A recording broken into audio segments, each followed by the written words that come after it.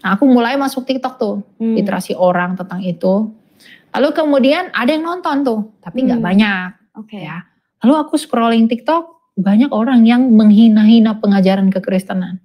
Jadi mereka, Yesus tuh bukan Tuhan, termasuk yang mungkin nanti yang mau Anda tanyakan Donditan. Ya, mungkin itu.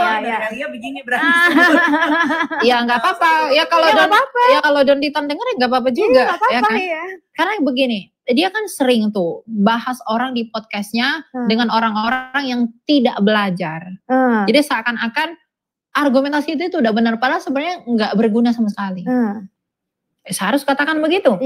Ya, karena dia tidak mampu dan tidak mau mengundang narasumber yang kompeten. Misalnya jangan jauh-jauh panutan saya Pak Bambang Nursena, kenapa nggak pernah diundang? Atau jangan-jangan saya? Baru mau nanya, Elia pernah diundang nggak? Pernah diundang nggak? Saya nggak pernah diundang. Oh, nggak pernah. Tapi cuma ngeledek-ledek ya? Ya begitulah, mainnya kan begitu. Assalamualaikum warahmatullahi wabarakatuh. Berjumpa lagi dengan Jadi Rahim ya, channel yang mengedukasi dan menghibur. Tidak henti-hentinya Elia Miron melakukan penipuan demi penipuan dari satu podcast ke podcast lainnya. Di sini ya, sekali lagi teman-teman, yang saya serang adalah argumen dan pribadi dari orang munafik ini. Saya tidak ada masalah dengan kekristenan dan saya tidak masalah. Kalian mau nyembah Kristen, mau nyembah Yesus, mau nyembah apapun, mau menganggap Kristen benar atau salah, itu urusan kalian. Saya tidak peduli. Sekali lagi, ya, bagi teman-teman yang berpikir bahwa saya ada sentimen pribadi dengan Kristen dan sebagainya, buang itu jauh-jauh. Teman saya sampai detik ini lebih banyak orang Kristen daripada agama lain. Silakan dicek. Di sini yang saya lawan adalah orang-orang yang berpolemik, orang-orang yang menimbulkan keresahan dan membuat perpecahan di negara ini. Kenapa saya bilang gitu? Karena apa yang dia sampaikan, ya, itu tidak pantas dan tidak benar. Yang dia sampaikan hanya berita bohong dengan tujuan meninggikan dirinya. Supaya kelihatan hebat, supaya kelihatan wah, supaya kelihatan amazing, dan sebagainya. Inilah yang ditampilkan oleh sosok Elia Miron, manusia penuh kontroversi. Yang saya sampai detik ini masih bingung ya. Sudah seperti ini pun masih pakai nama samaran. Kenapa nggak pede dengan nama aslinya? Aneh sekali. Kenapa nggak pakai nama Michael, nama aslinya? Atau Johnny aja deh. Kenapa Elia ya? Saya bingung. Apa karena memang nama panggungnya yang terkenal itu, sehingga ya harus pakai nama ini? Di sini Elia Miron mencoba memframing dan memfitnah agama Islam. Mengatakan bahwa umat muslim mendemo-demo dia, sampai dia mau dikriminalisasi. Gara-gara opini publik, dia sampai harus pindah kampus. Ya. Karena apa? Karena pandangan negatif orang kepada dia. Halo, kenapa orang mandang kamu negatif? Harusnya kamu pertanyakan diri kamu. Harusnya kamu yang bercermin. Apa yang salah? Bukan kamu kerjanya menyalahkan orang lain, menyalahkan Kodondi, ya, terus ngata-ngatain orang. Sekarang kamu sendiri bagaimana? Dan di sini juga teman-teman, terungkap ya statement-statement dari Elia Miron sendiri yang menampar para pendukungnya sendiri. Contohnya apa? Oh, Elia Miron itu orang yang jago kekristenan. Oh, Elia Miron itu memang tamatan STT. Bahkan saya ingat waktu di awal kemunculan dan kontroversinya Elia Miron, banyak orang berpikir bahwa dia keturunan Yahudi. Itu ada itu para penjilatnya yang mengatakan, oh, Elia Miron orang tuanya Yahudi. Halo! Sakit jiwa kalian benar-benar. Banyak sekali pendukungnya yang melebih-lebihkan, mengatakan Elia Miron jenius, dia tamat STT dalam berapa tahun saja, dia lebih pintar dari pendeta dan sebagainya. Halo, kalian ini lebay nggak karuan teman-teman, lebay nggak karuan. Saya kadang-kadang cukup takjub ya melihat orang yang punya imajinasi entah kemana-mana, terlalu mengagungkan sosok sampai lebay nggak karuan. Dan jujur ini saya kritisi. Saya nggak tahu ya apakah memang budaya kita atau apa gitu. Kita sering mendengar juga cerita-cerita sampai bisa terbanglah orang. Ya, orang zaman dulu tuh kesaktiannya bisa beginilah begitu. Saya kalau ada orang cerita yang lebay, saya cuma bilang gini. Kalau memang ada orang sesakti itu, kenapa Indonesia bisa dijajah? Kemana mereka? Kemana mereka semua nih yang sakti mantraguna, yang bisa mengalahkan ya ribuan orang sekaligus, bisa keluarkan api dan sebagainya. Itulah saya bilang, ya tak perlu lebay lah. Ini saya kritisi semua teman-teman, termasuk di pihak muslim sekalipun, yang kita tuh terlalu mengagungkan sosok. Jangan lupa, kita itu semua manusia teman-teman. Dan kadang-kadang ada orang itu bisa jadi lebay gara-gara terlalu ditinggikan. Kenapa Elia Miron sekarang lebaynya minta ampun? Ya ini tidak lepas dari Laskar Polikarpus yang mendukung dia membabi buta. Coba kalian lihat, pendukungnya itu kan gila-gilaan mendukung Elia Miron. Bahkan kalau ada pendeta lain kritisi dia, itu pendeta lain yang dihajar. Pendeta lain yang dimaki-maki. Itu yang terjadi. Sehingga Elia Miron jadi lupa daratan. Terlalu disanjung sampai lupa daratan. Ya, ini teman-teman harus tahu dulu. Dan kita akan putarkan dan sekaligus buktikan bagaimana kegabrulan dari Elia Miron. Jadi kalian simak baik-baik ya teman-teman. Ini dia tulis, Elia Miron disiksa opini publik sampai harus pindah kampus. Kita dengarkan dulu. Tapi sebelumnya kita lambatin. Tadi saya dengar cepat soalnya. Itu mengajar melalui orang. Jadi saya nggak pernah dengar suara atau dapat pengalaman rohani yang gimana itu nggak pernah. Karena latar belakang saya kan bisnis. Ya, saya kuliah itu dulu saya ambil manajemen bisnis. Saya sekarang 21 tahun. Wow. Iya. Jadi mulai dari umur 17 saya mulai masuk kuliah, itu saya belajar bisnis. Lalu tahun lalu saya mulai buat konten. Jadi karena nenek saya itu ngajarin saya, kalau kamu jadi orang, tujuanmu bukan jadi kaya. Tujuanmu adalah berdampak. Kamu tujuanmu bukan untuk menjadi orang yang di atas, tapi tujuanmu adalah orang yang berdampak buat orang. Nah, karena aku latar belakang bisnis, aku literasi orang tentang keuangan, investasi, pasar modal. Karena dulu aku berprestasi di bidang itu. Ya. Oke, ini mungkin neneknya kurang kasih nasihat nih teman-teman. Ya, ini saya sampaikan nih. Semoga Elia Miron dengar ya. Jadi dampak tapi yang positif. Kalau cuman sekedar jadi dampak, sampah pun jadi dampak. Betul nggak? Sampah itu dampak teman-teman. Coba lihat, gara-gara sampah, sungai ya jadi tercemar. Sungai jadi meluap. Gara-gara sampah, ada penyakit di mana-mana. Betul nggak? Berdampak nggak sampah itu? Berdampak. Sekarang kamu mau jadi dampak yang apa dulu? Mau dampak positif atau dampak negatif? Saya nggak tahu kenapa dipakai istilah menjadi dampak. Kalau saya dari kecil, saya selalu ditanamkan oleh orang tua saya ya untuk menjadi orang yang berguna bagi orang lain. Jadilah orang yang bermanfaat bagi orang lain. Jangan jadi musibah. Jangan jadi musibah. Jadi mungkin Elia Miron ini, ya mohon maaf, kurang dapat keterangan yang bagus, kurang dapat pengajaran yang bagus dari neneknya. Nah, aku mulai masuk TikTok tuh, literasi orang tentang itu. Lalu kemudian ada yang nonton tuh, tapi nggak banyak. Ya. Lalu aku scrolling TikTok, banyak orang yang menghina-hina pengajaran kekristenan. Jadi mereka, Yesus tuh bukan Tuhan, termasuk yang mungkin nanti yang mau Anda tanyakan Don Ditan. Mungkin itu begini berarti. Ya nggak apa-apa. Ya kalau Don Ditan dengar ya nggak apa-apa juga. Ya kan? Karena begini, dia kan sering tuh bahas orang di podcastnya dengan orang-orang yang tidak belajar. Jadi seakan-akan argumentasi itu udah benar, padahal sebenarnya nggak berguna sama sekali. Saya harus katakan begitu. Karena dia tidak mampu dan tidak mau mengundang narasumber yang kompeten. Misalnya jangan jauh-jauh panutan saya Pak Bambang Nursena. Kenapa nggak pernah diundang? Atau jangan-jangan saya. Baru mau nanya, Elia pernah diundang nggak? Pernah diundang nggak? Saya nggak pernah diundang. Oh, nggak pernah. Tapi cuma ngeledek-ledek ya?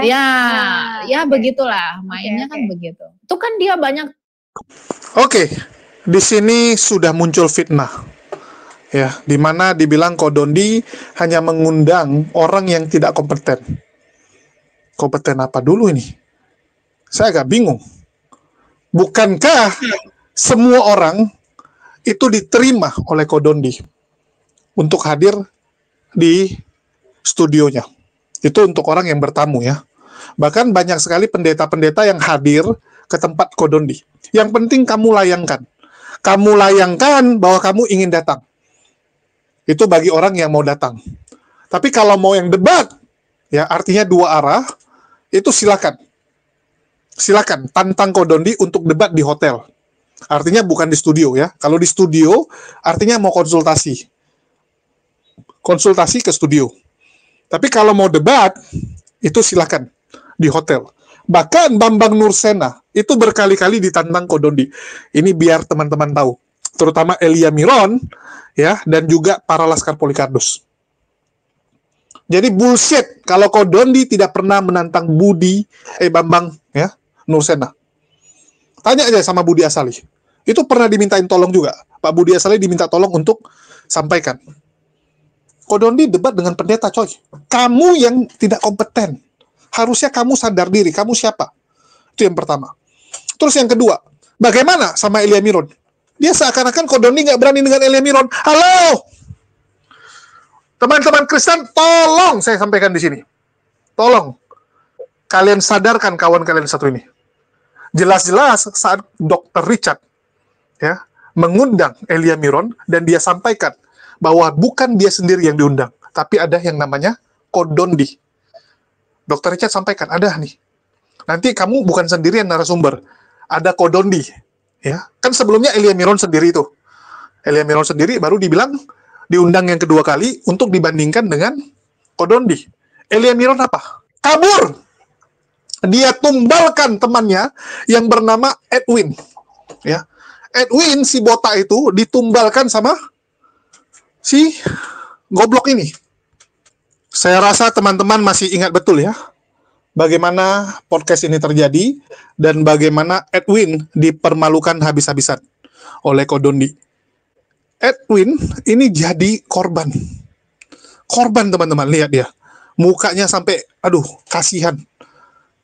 Duduknya sampai rapat, nah, kalian bisa lihat. Sampai terkesima si botak ini. Dr. Richard tetap tulis apa? Elia dalam kurung Edwin. Sebelumnya tulis temannya Elia. Ya, Edwin temannya Elia. Kenapa? Karena Elia Miron tidak berani untuk satu panggung dengan Kodondi. Itu faktanya. Kalau di belakang berani petentengan. Elia Miron di belakang petentengan, fitnah sana, fitnah sini, nipu sana, nipu sini. Ini buat orang yang tertipu, ya, yang menonton video tersebut, silakan kalian cross check. Saya sampaikan ini benar atau Elia Miron yang benar. Kalian cek, kalian tanya sama Dr. Richard, itu kenapa si Elia kemarin nggak jadi datang? Tanyakan, kenapa dia nggak jadi datang? Nggak berani ketemu Kodondi. Dan kalau Elia memang berani bacot, yuk, tentukan waktu, kita debat. Kamu boleh sama Kodondi atau sama saya? Kita tentukan waktu, kita debat. Jadi jangan banyak bacot, kelasmu tuh apa sih? Ya, kelasmu tuh masih apa sih Elia Miron? Kita dengarkan lagi. Ini Elia Miron sendiri yang mengakui kok. Kelasnya cuma kelas kroco kok. Pengetahuan dia pun baru. Baru tahun lalu dia belajar kekristenan, teman-teman. Baru tahun lalu. Jesslyn, orang-orang yang mengaku mualaf yang cerdas-cerdas itu, ya mereka bilang mengakunya cerdas, gitu kan. Oh, Yesus tuh bukan Tuhan, Yesus itu hanya nabi. Alkitab tuh sudah dirubah, sudah dipalsukan, Yesus tidak tersalib dan lain sebagainya. Saya dulu jujur saja, saya nggak terima dengan itu bukan karena saya sudah mengerti Tuhan, tapi karena ego. Agama saya nih diginiin. Saya masih mental kadrun dulu. Saya nggak terima nih diperlakukan begini. Maka saya buat saat itu juga saya hapus konten saya tentang keuangan dan lain sebagainya. Saya ganti profil dan nama saya. Lalu kemudian saya buat video saya malam itu juga belajar tentang Tritunggal. Wow. Malam itu juga. Okay. Malam itu saya belajar Tritunggal, saya langsung buat video malam itu juga. Besoknya video saya langsung ditonton 30.000 orang. Oh. Nah itu kan biasa ya, orang seperti itu semangatnya dibakar.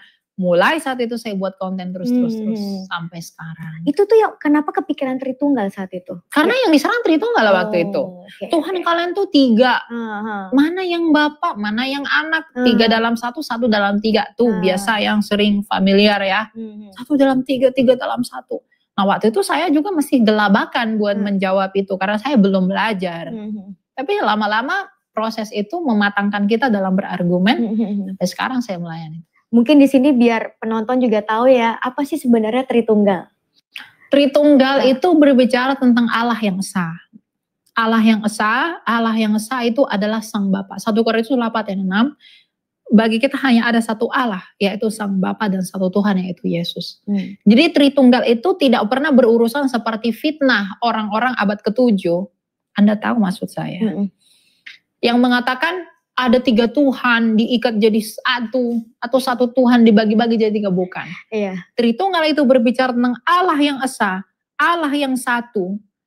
Tetapi bagaimana Allah yang satu itu dijelaskan melalui Tritunggal. Allah yang esa, Allah yang hidup adalah Sang Bapa, dan di dalam dirinya dia memiliki firman. Yang oleh firman ini dia menjadikan segala sesuatu. Makanya berfirmanlah Allah, jadilah terang. Berarti dia menjadikan terang oleh firman. Karena berfirman itu kata kerja, kata bendanya adalah firman. Berarti Sang Bapa selain memiliki firman untuk menjadikan segala sesuatu dengan berfirman, dia memiliki roh yang oleh roh ini dia menghidupi segala sesuatu. Roh inilah Roh Kudus, Ayub 33 ayat 4. Jadi Sang Bapa bersama firman-Nya, bersama dengan rohnya, Bapa, firman dan Roh Kudus, itulah Tritunggal. Firman itu disebut anak. Kenapa disebut anak? Karena firman itu terkandung di dalam Bapa. Dia tidak pernah berada di luar Bapa, tapi di dalam Bapa. Dan ketika Bapa ini melakukan segala sesuatu itu melalui firman-Nya. Apa yang didengar Musa? Firman Tuhan. Benar. Apa yang didengar Abraham? Firman Tuhan. Apa yang didengar para nabi? Firman Tuhan. Artinya Bapa yang tak kelihatan, yang tidak terhampiri itu mewahyukan dirinya ke dunia ini selalu melalui firman-Nya. Kalau di perjanjian lama firman itu dalam rupa-rupa penampakan, dalam bentuk suara, maka apa susahnya di perjanjian baru itu firman menjadi manusia. Dan itulah Yesus Kristus. Jadi Bapa, anak atau firman-Nya sendiri yaitu Yesus Kristus yang datang menjadi manusia, dan rohnya sendiri yang adalah Roh Kudus, itulah Tritunggal. Yang berbicara tentang bagaimana Allah kita yang hidup. Allah kita yang hidup adalah Sang Bapa yang mencipta dengan firman-Nya, menghidupi dengan rohnya yang kudus. Jadi ini menjawab semua kekeliruan orang tentang. Benar, sangat jelas banget itu. Tuhan kita kan. Iya. Oke, sangat jelas banget ya dibilang ya. Coba suruh dia jelaskan ulang. Kalau nggak mutar-mutar. Ya, ini para hostnya, saya tanya nih. Kalian jujur ngerti atau tidak? Coba saya tanya, jujur aja. Kalau kalian bilang, oh sangat jelas gitu. Coba kalian ulangi sekarang. Saya kalau ketemu, saya tanya ulang. Saya lihat, bisa nggak dia jelasin? Kalau nggak mutar-mutar. Ya. Dibilang di perjanjian lama, Bapa ya jadi suara, jadi api, dan sebagainya. Apa salahnya di perjanjian baru jadi manusia? Loh, nggak ada yang bilang salah. Cuman masalahnya aneh. Kan gitu. Kayak contoh nih, kalian punya teman, selama ini kelakuannya gini. Tiba-tiba kelakuannya berubah. Pasti kalian bilang apa? Ini kawan kita nih baru mabuk, atau baru ketabrak, atau apa ya, kok jadi berubah gitu. Pasti akan nanya seperti itu. Betul nggak? Pasti akan nanya. Dan di sini, kalau kita bicara tentang Tritunggal, ya dia bilang fitnah abad ke-7. Kita tahulah maksud dia abad ke-7 itu siapa. Kita tahu Elia Miron selalu menggunakan kalimat-kalimat sarkas, karena dia sadar kalau to the point bahaya. Mereka ini penghujat, tapi mereka sadar kalau hujatan tuh ya pakai sarkas-sarkas saja. Ya. Dan kalau kita pertanyakan kembali kepada mereka, ya siapa yang bingung? Kami atau kalian? Sejak kapan kami menyerang Tritunggal? Yang pusing itu kalian. Ya, tentang Tritunggal yang pusing itu bukan kami, kalian yang pusing, bukan kami. Jadi kita coba dengarkan dulu. Apakah benar Tritunggal itu udah final, udah selesai atau enggak? Ya kita dengarkan dulu. Ini efeknya karena Elia mah cuman modal gini, Tritunggal yang mengkanonkan Alkitab, tapi giliran diminta Bapak Tritunggal mana yang mengkanonkan Alkitab? Yang tunjukkan kau Elia Miron. Coba kau Elia Miron. Dari tadi yang jangan kecap kau di sini bicara. Coba kau sebut Bapak gereja kau yang mana yang bisa jawab ya. Yang mana duluan lahir, gereja atau Alkitab? Dari awal kau bilang Tritunggal yang karena kalian nggak punya gereja. Alkitabmu itu Tritunggal itu baru ada abad 3, abad 4. Ya abad 3, abad 4 Alkitab udah ada duluan. Dongok kau ya. Makanya kau dari tadi kalau ngomong itu jangan berkecap biar aku jangan main. Elia, dengar itu jawab. Yesus Bapak Tritunggal mana yang mengkanonkan Alkitab? Kau nggak bisa jawab. Yang duluan lahir. Ya firman Tuhan lah dibanding dengan Tertulianusmu itu. Tritunggalmu itu baru ada abad 3, abad 4. Terus kau bisa bilang Tritunggal yang pertama kali mengkanon Alkitab itu Elia pakai otak. Udah sabar Kak Mamar. Sabar Eda, sabar. Nah, nggak usah ini. Sabar. Ya, kau pakai otak kalau bicara gitu. Emang. Aku iya. Itu mulutnya kotor-kotor teman-teman. Karena ajarannya bidat teman-teman. Sesimpel ini ya, dari buahnya lah kita. Udah. Kau tunjuk. Emang buahmu udah baik Elia. Jadi begini. Saya cuma sebentar. Kasih. Diam dulu semua. Begini, Elia, tadi kan kamu bilang Tritunggal yang mengkanonkan Alkitab. Tunjukkan Bapak Tritunggalmu itu siapa yang mengkanonkan Alkitab. Sementara Tritunggal itu baru ada abad kedua atau 3-4. Ya, Alkitab sudah ada di abad pertama. Gereja itulah Tritunggal itu juga baru konsep. Gereja yang melahirkan paham Tritunggal itu. Sekarang saya tanya, gereja itu jemaatnya Tuhan Yesus. Iya. Matius 16:18 Tuhan Yesus berfirman, "Aku akan mendirikan gerejaku dan alam maut tidak akan menguasainya." Ini gimana? Gini Elia Miron. Yang aku minta gini Elia Miron. Ya, yang aku minta berarti ya udahlah ya teman-teman. Ini Wanes ini memang kamu menyatakan tadi aku dari bawah mendengar. Jadi Wanes ini adalah penolak kemanusiaan Yesus yang adalah. Di-mute dulu si Elia nih. Ya, dia nggak bisa tunjukkan datanya. Ada abad 3, baru selesai di abad 4 pun belum selesai. Kalian masih ada konsili-konsili terus. Yang ku minta adalah buktikan narasimu tadi bahwa Tritunggal yang mengkanon Alkitab. Ya gereja itu Tritunggal. Jangan. Ya gereja itu Tritunggal. Tertulianus aja baru ada abad 3, ada abad 4. Gereja itu Tritunggal. Baru ada abad 3. Gini loh, Elia. Sesimpel gereja kecapnya paling enak, Elia. Jujur aja aku bilang. Pengakuan iman Nikea Konstantinopel. Gini, sekarang saya tanya sama Tuntung itu baru ada abad kedua, 3, 4. Dari tadi saya nggak ngomong. Sekarang kan gini Elia, tadi kamu mengklaim Tritunggal yang mengkanon Alkitab. Tunjukkan bapakmu Tritunggal itu yang mana? Sedangkan Tritunggal baru ada Athanasius saja abad ketiga, keempat. Aduh Tuhan. Dengar. Sedangkan Alkitab di abad pertama sudah jawab ada. Jawab dulu. Pengakuan iman Nikea itu Konstantinopel tahun 325 bukan? Alkitab dikanonkan tahun 390. Jadi duluan nih pertama konsili Nikea berarti Alkitabmu abad 1 udah nggak ada lah ya kau aku Elia. Athanasius Bapak Gereja Tritunggal melakukan konsili tahun 325 tentang Tritunggal. Iya, berarti lalu Alkitab itu baru dikanon tahun 390 di Kartago. Iya, berarti Alkitabmu nggak ada di abad 1. Iya, kan belum dikanonkan jadi Alkitab. Dikanonkan belum menjadi Alkitab. Bantah saya. Pertanyaan. Bapak Gereja Tritunggal itu adalah Athanasius tahun 325. Yang kutanya, Alkitab baru dikanonkan di Kartago tahun 390. Pakai telinga. Coba Mikana, coba jawab ini. Dengar pertanyaanku. Sekarang Bapak Gereja Wanes siapa? Jawab pertanyaanku. Bapak Gereja Wanes Marmar itu siapa? Bapak gereja kami Tuhan Yesus, Elia. Bapak gereja karena pendiri gereja itu Tuhan Yesus. Matius 16:18. Bapak gereja kami Tuhan Yesus Kristus, bukan Athanasius di abad ketiga. Sebelum Alkitab. Sebentar dulu, satu-satu dengar dulu Elia. Elia, kamu kan tanya Bapak kami siapa?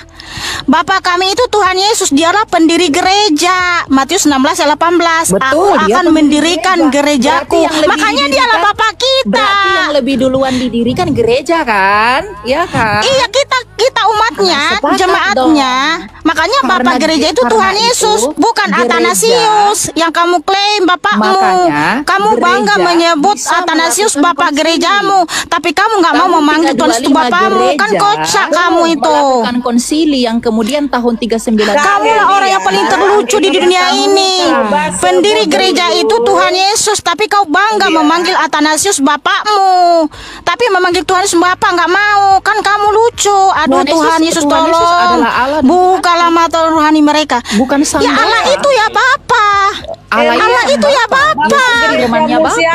Ya atuh. Roh Kudus rohnya Bapa. Kitabmu ini dulu Elia. Roh Kudus itu rohnya Tuhan Yesus ya, dialah Bapa itu sendiri. Dikanon oleh Bapa Tritunggal di tahun berapa dan oleh siapa? Tahun 390 oleh Athanasius. Oke. Mana Berarti datanya? lebih duluan Marcion mengkanon Alkitab di tahun 140 Masehi. Mana kanon Marcion? Loh, kanon Marcion ada. Ya, mana? Coba tunjukin. Tunjukin kanon Marcion. Namanya Marcion dari atas Sinope. dasar konsili apa? Itu sesuai sejarah. Marcion dari Sinope, seorang pemimpin Kristen pertama. Konsilinya Marcion di mana? Pertama kali. Jadi teman-teman, Mar Mikana ini adalah pembujat gereja. Di mute dulu si Elia ini Tasya. Ajaran gereja. Kamu yang menghujat Tuhan Yesus, memanggil Tuhan Yesus Bapa, kamu nggak mau, tapi memanggil Athanasius Bapa kamu bangga. Jadi saya berdoa semoga kalian menghormati para rasul. Doamu kepada tiga Tuhan. Tuhan mengasihi tiga Tuhan. Aduh, nggak usah kau bawa Tuhan Yesus lah, tapi kamu nggak mau memanggil Tuhan Yesus Bapa. Pelan-pelan ya, kita diskusi ya, saya moderasi boleh ya? Bawa Tuhan Yesus tapi nggak mau manggil Tuhan Yesus Bapa. Kan lucu. Kenapa lagi? Dia memanggil Athanasius Bapak gereja, ya kan? Memanggil Tuhan Yesus Bapa nggak mau. Kan lucu loh teman-teman. Bapak kita itu Tuhan Yesus, dia Bapak gereja kita, bukan Athanasius.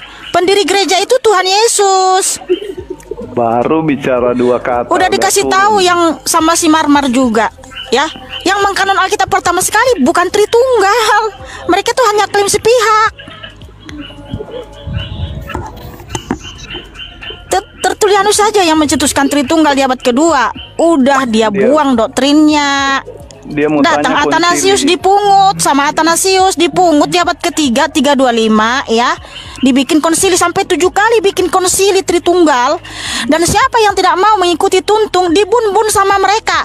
Ada lebih dari 50 juta umat manusia di zaman abad ke-3 sampai ke-7 itu 50 juta dibumbun sama tuntung. Kamu kalau ketemu orang Kristen awam seperti narasumber ini bisa kamu kibulin Elia, bisa kamu kibulin. Tapi kalau yang udah ngerti perbandingan agama, nggak bisa lagi. Buktinya di medsos ini orang oneness yang bertumbuh. Zaman YouTube dulu ya, orang oneness itu kecil. Bahkan sayalah yang pertama sekali mempopulerkan oneness di medsos. Silakan cek sejarah. Dulu oneness minta tolong sama saya, Pendeta Samuel Siaan. Itu minta tolong, Julius boleh nggak saya presentasikan ajaran saya. Di situ dia kasih penjelasan, ya bahkan berhasil mempengaruhi Paul Jang. Paul Jang jadi oneness.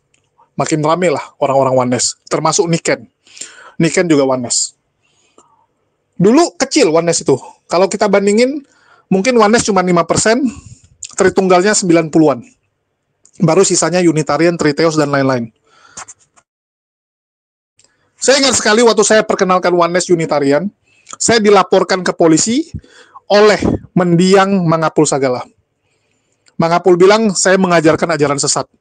Saya mengajarkan ajaran yang sudah dimusnahkan, sudah pernah dianatema, sudah pernah dibidarkan, itu diajarkan lagi. Kenapa? Dia marah sama saya, karena memperkenalkan oneness. Dan terbukti, di zaman sekarang oneness populer. Kalian nanya, bahkan Michael Gunawan, seorang pendeta GSJS, seorang pendeta besar loh, jemaatnya juga ribuan, sudah mau puluhan ribu sekarang. Itu juga oneness ternyata. Ternyata oneness. Orang Kristen kalau kalian suruh jelaskan Trinitas, dia akan jadi oneness. Sedangkan Elia Miron sok-sok jelaskan Trinitas. Sok-sok jelaskan Trinitas. Padahal, ya biar kalian tahu teman-teman, mendiang Mangapul Sagala dan pendeta-pendeta besar lainnya, yang mau jujur ya, mereka selalu bilang apa? Julius, saya doktor teologi, 16 tahun belajar tentang Trinitas. Dan saya sampai pada satu kesimpulan, manusia tidak bisa menjelaskan Tuhan. Nggak sanggup. Ya. Nggak sanggup ternyata teman-teman. Trinitas itu nggak bisa dijelaskan. Dengan dalih, manusia nggak sanggup jelasin. Padahal memang barang itu nggak ada kalau orang bilang. Nggak ada barang itu. Coba tanya Mikana, ada nggak Trinitas? Trinitas kan buatan. Konsep yang baru dibuat. Bukan zaman Yesus, baru dibuat. Itulah saya bilang nih, Elia Miron ini kalau nipuin orang awam bisa. Orang-orang Kristen yang biasa ya mungkin nggak tahu. Tapi orang yang belajar, tahu sejarah, ya mereka tahu ini baru dibuat. Sekarang balik lagi, kamu cocok nggak sama konsep itu? Kalau kamu cocok, let it go. Silakan. Kalau orang Kristen cocok, silakan. Tapi jangan paksakan semua orang setuju dengan konsep itu. Karena banyak orang Kristen yang nggak setuju juga. Apalagi dia bilang apa? Firman. Ya, Yesus itu adalah firman. Yesus itu dikandung oleh Bapa. Nggak pernah di luar Bapa, di dalam Bapa. Astagfirullah. Apa lagi ini? Kalau begitu, Yesus di bawah Bapa dong. Yesus nggak bisa independen tanpa Bapa. Bapa independen tanpa Yesus. Artinya derajatnya nggak sama. Penjelasan Elia Miron, ya, itu lebih cocok kepada Triteos. Elia Miron mungkin nggak tahu Triteos, kurang belajar. Masih kurang belajar. Dia nggak tahu apa-apa, teman-teman. Dan dia sendiri ngaku ya, dia sebelumnya buat konten itu tentang bisnis. Dulu nama channelnya itu Michael, nama aslinya. Ya Michael apa, orang Batak dia, saya lupa marganya. Terus ganti nama jadi Elia Miron. Ya dia sendiri yang bilang ganti nama. Dan karena lebih laku, dia bahas bisnis nggak ada yang nonton, nggak ada yang peduli. Begitu jadi Polikardus, banyak yang donasi.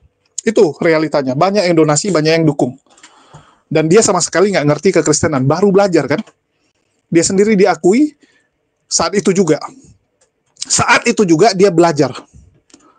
Artinya baru belajar setelah melihat TikTok. Ya, baru belajar di TikTok. Gara-gara banyak yang membahas agama. Orang-orang selalu bilang, oh Tuhan kalian itu 3. Nah itu saya waktu itu tidak terima. Tapi justru semakin saya pelajari tentang Tritunggal, ada makna spiritual yang dibentuk di sana. Bahwa Tritunggal itu bukan sembarang, bukan hanya konsep teologi, tapi ada makna spiritual di dalam. Bahwa kasih dinyatakan oleh Bapa, keadilan dinyatakan oleh firman-Nya yang hidup, dan kebenaran dimeteraikan oleh Roh-Nya yang kudus. Itulah kita langsung viral ya. Begitu. Luar biasa. Iya, bagus banget ya. Ya. Luar biasa. Jadi selama ini belajarnya tuh semua ya maksudnya belajar otodidak, saya belajar otodidak sendiri. semua. Bertobatnya karena apa? Ya karena keprihatinan saya aja sih sama anak-anak muda. Saya paling menentang anak-anak muda yang liberal. Dan orang-orang anak-anak muda yang liberal dan juga menganut postmodernism. Waktu itu tuh pemicunya selain itu apa gitu? Pasti ada seseorang yang memicu. Ya anak-anak muda yang liberal itu. Masih sekitarnya Elia gitu. Iya, saya itu radikal sekali dalam hal Injilnya Tuhan. Bagus itu. Supremasi. Makanya banyak orang yang membuatannya, oh Elia itu terlalu mungkin terkesan sombong. Karena apa? Hanya Kristen aja yang benar buat dia. Nggak ada yang lain. Ya karena memang itu yang benar. Ya. Kamu mau tawarkan saya apa? Iya. Ada teman saya yang pernah berkata begini, kamu itu sebenarnya jahat tahu katanya. Kenapa saya jahat? Kenapa hanya Tuhanmu yang kamu aku yang benar? Kenapa kami ini berarti menurutmu enggak selamat? Justru karena saya kasihan sama kamu, maka saya injili kamu. Kamu boleh enggak kasih satu aja dari agama manapun yang bisa menyaingi apa yang dilakukan oleh Kristus saya? Satu pun. Enggak ada kan? Kamu bisa nggak kasih satu pribadi yang telah mati dan bangkit selain Yesus? Ya. Nggak ada. Coba kamu kasih satu yang lebih bijaksana dari Yesus kami. Coba hukum yang paling agung di luar Kristus ada nggak? Kalau kamu mungkin buat jahat, balas jahat apa itu udah biasa di agamamu. Tapi itu tidak berlaku bagi kami. Bahkan Tuhan kami mengatakan musuh harus dikasihi. Ada nggak yang lebih agung dari sini? Kalau kamu bisa tunjukin, saya mengakui itu. Jadi kalau saya begitu mengagungkan Tuhan saya, dan saya memberitahu ini kepada kamu dan kamu sakit hati, itu kebodohan kamu. Melayani Tuhan, pelayan itu ya budak. Iya, benar. Iya kan? Kenapa hamba Tuhan lebih kaya? Oke, menarik ya teman-teman. Nah inilah kegabrulan kesekian kalinya dari seorang Elia Miron. Ya kenapa saya bilang gabrul? Yang pertama, ya dia terlalu pede dengan ajaran agamanya sehingga dia radikal. Itu yang dia sampaikan ya, dia radikal. Karena dia kasihan lihat orang tidak selamat. Kamu nggak ada kaca, nggak ada cermin apa di rumah ya? Ini saya agak bingung gitu. Saya agak bingung dia bilang apa? Dia menentang anak-anak muda yang liberal di sana. postmodern. Saya agak bingung, bukankah kamu dulu dari golongan itu? Jadi banyak orang nanya sama dia, apa yang menyebabkan dia hijrah? Saya nggak tahu apa mereka sudah tahu tentang masa lalu dia. Sehingga ditanya, kenapa kamu hijrah? Karena kita tahu, masa lalu Elia Miron, ya silakan kalian tanya sama Lina Wijaya. Kenapa dia bisa terkena penyakit 3 huruf? Ya, dan apakah dia beneran sudah bertobat atau masih seperti itu? Silakan kalian tanyakan. Oke? Di sini kita nggak akan bahas masalah penyakit itu, masa lalu Elia. Ya kita doakan saja kalau benaran dia sudah bertobat. Ya. Terus masalah. Tunjukkan satu agama saja yang bisa menyaingi yang dilakukan oleh Yesus. Ini menyaingi dalam hal apa dulu nih? Dalam hal badan, kalah dia, ya. Dalam hal apa dulu nih? Jelas dulu dong standarnya. Ini nggak dijelasin kan? Tidak ada satu manusia pun ya yang bisa seperti Yesus. Itu kan menurut kalian. Seperti Yesus dalam hal apa dulu? Ya, dia bilang apa? Bangkit dan bijaksana. Oke, pakai standar itu. Biar nggak ambigu. Kan gitu. Kalau kita bicara bangkit, mohon maaf. Islam tidak pernah. Ya, tidak pernah mengakui Yesus disalib. Sehingga nggak ada yang namanya kebangkitan. Dan itu bisa kita perdebatkan atau kita argumenkan, ya, kita diskusikan di lain waktu. Dan kalian mungkin sudah dapati. Kalau di Islam, kita mengatakan bahwa Yesus nggak pernah disalib. Karena di Quran juga dikatakan, Yesus nggak pernah disalib kok. Yang disalib, yang disurupakan, orang lain. Karena orang fasik, ya, yang bisa disalib, yang pantas disalib. Orang benar nggak boleh disalib. Kecuali kalian mau bilang Yesus orang fasik. Ya, apalagi kita bilang, dan kita tahu bahwa hanya orang yang terkutuk yang mati di kayu salib. Apakah Yesus orang terkutuk? Paulus mengatakan itu ya. Hanya orang terkutuk yang mati di kayu salib. Dan orang benar diselamatkan Tuhan. Yesus orang benar nggak? Itu balik ke kalian kalau kita bicara penyalipan. Terus kalau kalian bilang, tidak ada yang berani menyajikan keselamatan seperti Yesus. Semua nabi menyajikan keselamatan kok. Semua nabi. Ya, kalau kita bicara, oh nggak ada yang seperti ini 100% presisi. Ya iya, setiap orang punya kelebihannya. Setiap nabi punya kelebihannya. Oh Yesus bisa menyembuhkan orang. Yesus bisa belah lautan nggak? Belum tentu bisa kan? Belum tentu. Setiap nabi punya mujizat. Jadi jangan dibanding-bandingkan. Beda zaman coy. Beda zaman. Ini kayak kalian bandingin. Mana lebih hebat Ronaldo sama Pele? Beda zaman. Orang cuma bisa, ya yang fansnya kan mengatakan jagoannya lebih hebat. Karena memang beda zaman. Ya, setiap nabi punya kelebihan. Terus tentang kebijaksanaan. Apakah ada yang lebih bijaksana dari Yesus? Yang tidak membalas. Ya kalau cuman kejahatan dibalas kejahatan ya sana gitu kan. Kalau Yesus bilang apa? Kasihi musuhmu. Kasihi musuhmu. Wow. Sekarang dilakukan nggak sama pengikutnya? Kalau cuman ngomong, saya lebih bisa ngarang yang lebih cantik, lebih bagus. Kalau disuruh mengarang teman-teman, ajaran yang mulia, ajaran yang hebat. Kalian kasih saya buat kitab suci sekarang yang ajarannya lebay-lebay semua, yang wah-wah, bisa. Tetapi bisa nggak dilakukan oleh pengikutnya? Tuhan nggak mungkin kasih aturan, nggak mungkin kasih ajaran yang tidak bisa diikuti manusia. Itu aja. Kalau cuma nulis-nulis, kasih bilang kayak gitu, wah semua orang bisa. Kalau cuma ngajarkan sesuatu yang lip service, semua orang bisa. Betul nggak? Kalau cuma lip service, semua orang bisa, teman-teman. Siapa yang nggak bisa? Tinggal buat. Bisa nggak diikuti? Tunjukkan sama saya satu orang Kristen saja, satu saja, ya, yang akan mengasihi musuhnya. Coba, ada nggak? Elia Miron mengasihi, mana ada? Coba lihat kelakuan dia, mengasihi musuh nggak? Nggak ada, teman-teman. Bahkan temannya aja nggak dia kasihi. Jangankan musuh. Lina Wijaya yang menampung dia, bayangkan Lina Wijaya, waktu dulu kan masih sama dia dekat, masih kawan. Yang menampung dia saja, tidak dia kasihi. Dia dapat bayaran banyak, nggak pernah dia bagi sama Lina Wijaya. Lina Wijaya yang curhat. Itu sama teman loh, bukan sama musuh. Terus kalau kita bicara bijaksana, astagfirullah. Mungkin kamu nggak pernah belajar kekristenan ini ya, teman-teman Kristen ini nggak pernah belajar Buddha. Kalau kita bicara bijaksana, mengasihi, mohon maaf, agama Buddha jauh sekali teman-teman. Ya, kamu tahu nggak Dewi Kwan Im itu lebih memilih memberikan dagingnya buat harimau. Ya udah, harimau makan, dia mati nggak apa-apa. Yang penting harimau kenyang. Begitu welas asihnya. Begitu welas asih. Begitu juga Buddha. Dia merelakan semuanya. Merelakan semuanya, teman-teman. Kalau Yesus ditampar masih tanya, kenapa kau tampar saya? Masih tanyain kenapa ditampar. Kalau bicara bijaksana, mohon maaf sekali, silakan kalian cek. Kita tanya sama orang netral. Kita nanya dari orang-orang yang mengosongkan, ya, nggak usah pilih agama manapun, atau ateis lah, orang ateis kita tanya. Kita dengar cerita Yesus, kita dengar cerita Buddha, mana lebih bijaksana? Silakan kalian bandingin. Aduh, itulah saya bilang, mereka ini terlalu melebay-lebaykan. Yesusnya udah bilang dia utusan, tapi kalian lebaykan, tapi terserah.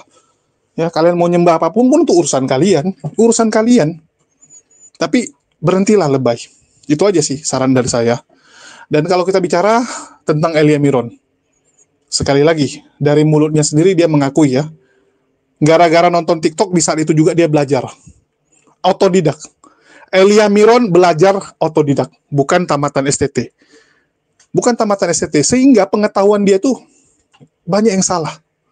Banyak yang salah. Yang ngomong bukan saya saja, tapi pendeta juga. Kita dengarkan. Saya lihat di Facebook ada beberapa tulisan dari pendeta MEM dan juga tanggapan dari beberapa orang yang lain. Saya tidak membuat tanggapan khusus melalui tulisan, ya, tapi saya hanya ingin memberikan beberapa komentar.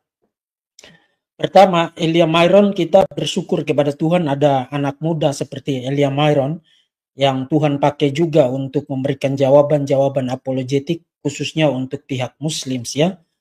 Tapi saudara-saudara, dalam hal kita mengapresiasi kiprahnya terkait dengan apologetika terhadap Muslim, itu tidak berarti bahwa kita harus kehilangan daya kritikal kita terhadap apa yang diajarkan oleh Elia Miron. Saya sudah katakan kepada saudara berkali-kali bahwa adalah satu hal untuk saudara memberikan jawaban keluar, itu baik, itu berguna, dan itu juga ada dasarnya di dalam Alkitab, memberikan pertanggungjawaban iman. Tapi sebenarnya jauh lebih penting, saudara sulit mengerti baik iman saudara sendiri. Apa gunanya saudara memporak-porandakan apa yang diimani oleh orang lain? Memang saya tidak bilang itu salah pada dirinya sendiri, itu berguna. Apa gunanya itu kalau saudara sendiri tidak solid dalam hal pemahaman saudara mengenai apa yang diimani di dalam kekristenan, khususnya hal-hal terkait dengan doktrin-doktrin primer, termasuk juga hal-hal yang lain, ya. Jadi jangan saudara simpulkan bahwa just because itu tidak primer, maka itu tidak penting. Saya tidak pernah ngajarin saudara begitu, ya. Nah, di era kecanggihan teknologi semacam ini, orang bisa saja googling, kemudian dapat informasi di sana sini terkait dengan satu topik. Kemudian karena dia punya skill tertentu, lalu meramu itu menjadi satu materi yang menarik. Itu tidak berarti dia paham tentang iman Kristen. Karena you bisa cari informasi tentang satu topik dan you bagus dalam topik itu.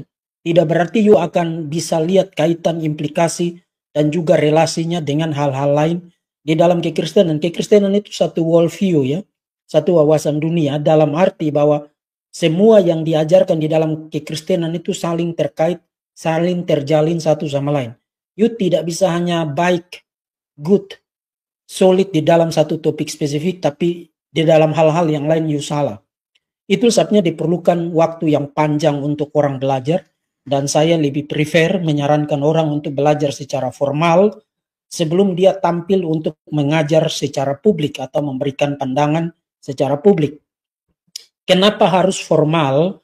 Karena kalau you belajar secara formal, itu kurikulumnya itu kan tidak sembarang. You tidak mulai langsung belajar eskatologi dan lain sebagainya. You belajar mulai dari hal-hal pengantar. Jadi bangunan pengetahuan saudara itu disusun, dikonstruksi, wawasan dunia saudara terkait dengan kekristenan itu dibentuk dengan sangat baik. Dan hal-hal lain yang sifatnya detail-detail itu atau teknis-teknis yang detail itu, saudara tinggal nambah di sana sini aja. Tapi kerangka pemahamannya sudah terbentuk. Jadi meskipun you tidak terlalu ngerti-ngerti banget tentang yang detail-detail, tapi yang you ngomong itu dalam secara garis besar, in general, itu tidak akan melenceng kemana-mana. Itulah sebabnya you perlu studi secara formal. Berbeda dengan kalau you hanya punya internet, kemudian baca PDF 1, PDF 2, baca di link 1, link 2, you tidak punya konstruksi bangunannya.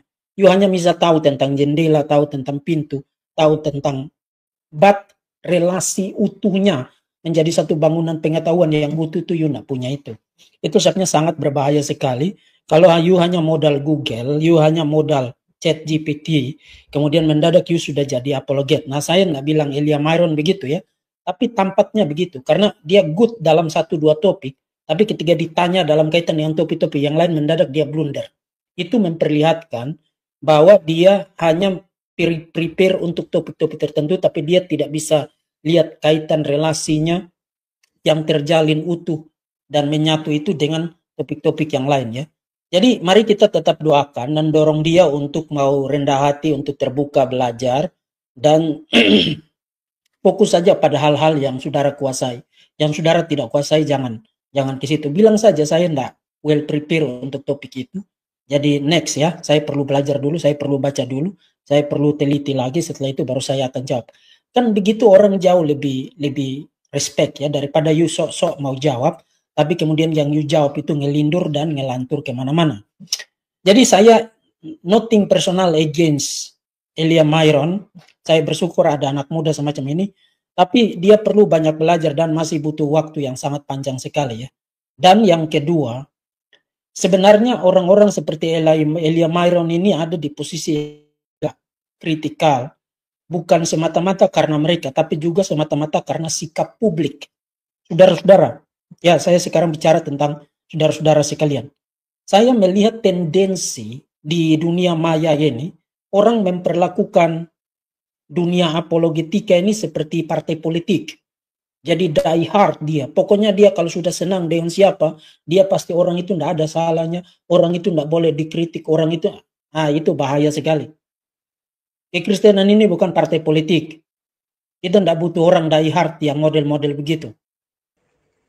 Jelas ya teman-teman ya, bahwa Elia Myron itu pemahamannya banyak sekali salah-salah teman-teman. Karena dia cuma modal PowerPoint, dia tidak berguru, tidak belajar dari guru dan STT yang benar. Jadinya salah. Itulah kenapa di Islam kita nggak boleh belajar sendiri teman-teman. Karena guru kita nanti setan. Yakinlah, lu belajar otodidak seperti ini, yang menjadi gurumu adalah setan.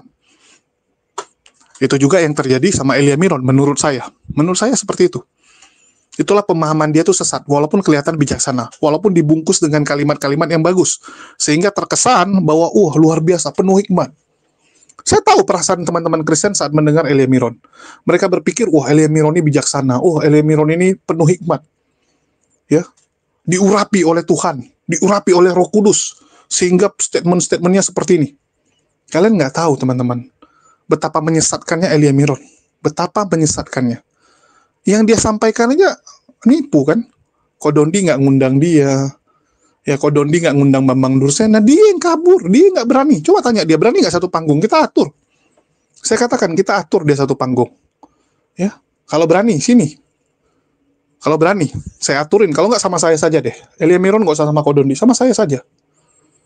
Oke. Oke, kita dengarkan lagi ya. Gombalan dia sedikit lagi. Bagaimana dia mencoba menipu audiens. Kaya daripada jemaatnya. Sebenarnya begini, kekayaan itu tidaklah suatu hal yang salah. Mau orang kaya sih, mau hamba Tuhan juga kaya nggak apa-apa. Tapi kesederhanaan orang itu yang penting. Justru kesederhanaan itu diukur ketika dia punya sesuatu. Benar. Tuhan Yesus punya semuanya. Kita bisa mengatakan dia sederhana karena dia tidak menganggap kepunyaannya itu. Ketika dia seharusnya bisa berkata, aku bisa hancurkan bumi, tik. Aku bisa membuang kamu, menciptakan yang baru. Seharusnya dia bisa berkata seperti itu. Tapi karena kasihnya, dia menjadi sederhana oleh hal-hal itu. Dia datang menjadi manusia, makanya dalam Filipi dikatakan, yang walaupun dalam rupa Allah, ia tidak menganggap kesetaraan dengan Allah. Nah pertanyaannya, kenapa hamba Tuhan lebih kaya daripada jemaatnya? Kalau mereka kaya ya silakan saja. Tapi gaya hidup yang hedon, pamer, ya kan, mereka pergi jalan-jalan ke sini, apa pamer, posting, apa segala macam. Itu kan menyandung jemaat-jemaat yang tidak dapat makan, masih susah makan, misalnya begitu. Ya itu yang nggak boleh.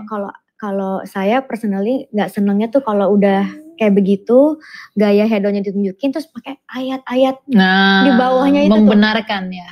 Kayaknya munafik sekali ya gitu ya. Ya. Ya saya tidak itu salah atau enggak sih? Saya juga bingung gitu. Itu salah. Jadi begini, orientasi atau tujuan manusia untuk hidup di dunia ini bukan untuk kemakmuran itu. Makanya Injil kemakmuran adalah Injil yang paling bodoh sepanjang sejarah. Jadi orang-orang yang menganut Injil atau teologi kemakmuran itu sedang di dalam pengawalan serigala yang buas. Makanya kalau misalnya populer sekali.